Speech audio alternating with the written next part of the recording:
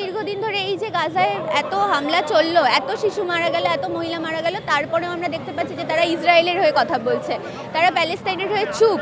ফলে আমাদের মনে হয় যে ভারতবর্ষের যে সাধারণ জনবাসী রয়েছে, সাধারণ মানুষ, দেশের সাধারণ মানুষকে বুঝতে হবে যে আমরা যখন আমরা ভোটটা দিতে যাব, বিজেপিকে তো মানুষ বিশ্বাস করেই ভোটটা দিয়েছিল, ফলে এর পরবর্তীকালে যখন ভোট দিতে যাবে তখন এটা মাথায় রাখা ভীষণই দরকার যে কারা যুদ্ধের পক্ষে দাঁড়িয়েছে। কারণ আজকে কেবলমাত্র প্যালেস্তাইনের পক্ষে দাঁড়িয়েছে এমন তো নয়, কিছুদিন আগে আমরা দেখেছি যে একটা যুদ্ধ জিগির তুলছিল, একটা যুদ্ধ উন্মাদনা তৈরি করছিল। যুদ্ধে সব থেকে বেশি ক্ষতিগ্রস্ত হয়ে কারা? সাধারণ মানুষ, আমার আপনার মতো সাধারণ মানুষ। এবং সেখানে জিনিসপত্রের দাম বাড়া থেকে শুরু করে মহিলাদের ওপর অত্যাচার, সমস্ত কিছুই একটা বাড়ে। এবং শিশুদেরও অনেক ক্ষেত্রেই আমরা দেখি যে শিশুরা মারা যায়, বা পরবর্তীকালে আমরা হিরোশিমা নাগাসাকিতে দেখেছি যে বিকলাঙ্গ শিশুর জন্ম হয়। তো গোটা একটা সভ্যতা নষ্ট হয়ে যেতে পারে একটা যুদ্ধের জন্য।